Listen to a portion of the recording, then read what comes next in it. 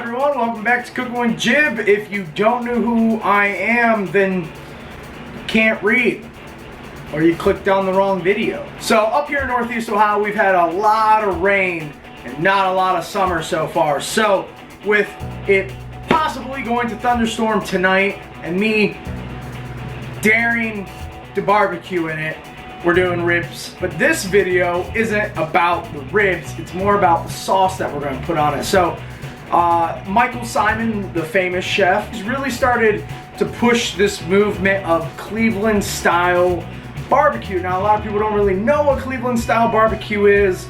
I latched onto the idea and I freaking love it. It's awesome. It's everything I love. Sauerkraut, potato salad, doing kielbasa with this mustard, vinegar, bourbon kind of barbecue sauce. I've made a couple different versions that I like versus a recipe that I found was probably close to his, or it might have been his.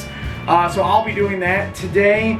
You know, he states that, you know, we are positioned between a lot of really great barbecue places. I mean, we're not realistically that far from 3-4 different styles of barbecue. Here in Cleveland, we got a couple different versions of what barbecue should be, but I really appreciate the fact that somebody finally put their foot down and was like, no, Cleveland is this place of a lot of different stuff, but we got a lot of like Polish, Middle European, Slavic ethnicities here, and you can do barbecue with that stuff. So what we're going to be doing today is Cleveland style barbecue sauce. And it ain't Cleveland style barbecue sauce unless you're using Bertman Original Ballpark Stadium mustard. The just that dark, zesty kind of mustard. Like Micheal Simon yet again has said, Heinz and ketchup and stuff like that. That's Pittsburgh. Pittsburgh is ketchup and stuff. Cleveland has been known for its mustard. So it's only fitting that our barbecue sauce is a mustard base. Now, I used up all of my garlic cloves yesterday making garlic oil. But since you have to use oil to kind of saute the onions down, we're just gonna use the garlic oil instead. To use just about 2 teaspoons. We'll get that on, we'll get it hot, we'll add our onions, we'll kind of break everything down, and then we're gonna add our spice mixture of salt, fresh ground black pepper, paprika, and it's gotta be the sweet paprika, the real stuff, the sweet Hungarian paprika, and then coriander as well. Alrighty, so I got the onions in the pot. They've been going for about 3 minutes now. They're starting to stick together. They're really releasing a lot of the oils. I mean, the whole house smells like garlic and red onion at this point.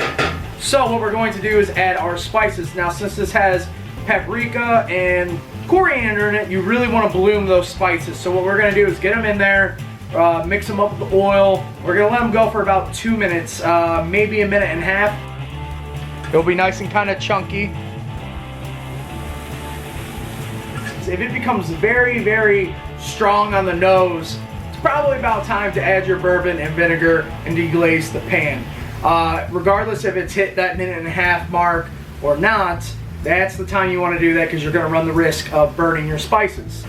Alright, we're about a minute in. My pan was really hot, so we're adding the bourbon. We don't really want to flame that off, more of just kind of cool down the bottom of the pot.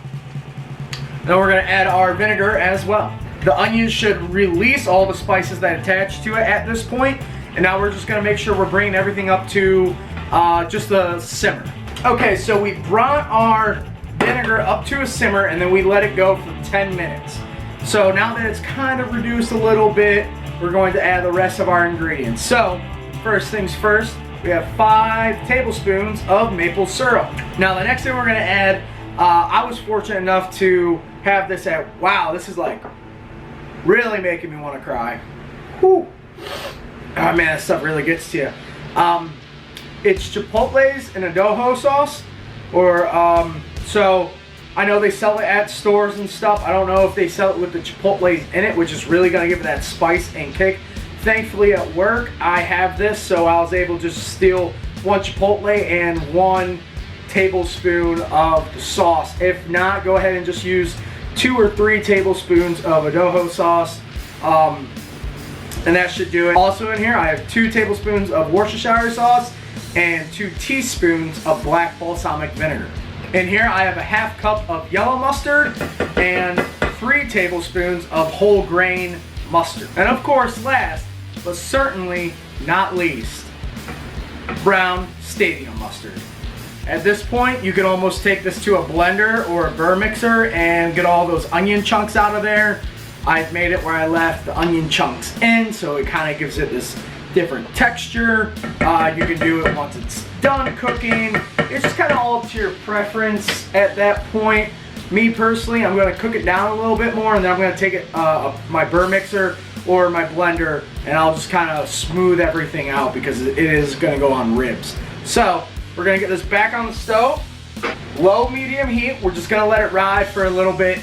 The longer it's going to go, the more stuff's going to break down, the more flavors are going to kind of come together, and that's what we're going to want. So let's say anywhere from, on the short end, 30 minutes at this, to the long end, I'll let it sit there for an hour and a half, just every few minutes coming by, stirring it, scraping the bottom, making sure nothing is burning. So 30 minutes to an hour and a half, and I'll check back in with you guys when I'm done. Alrighty guys, so it's been about an hour and a half, and this sauce is pretty much about done.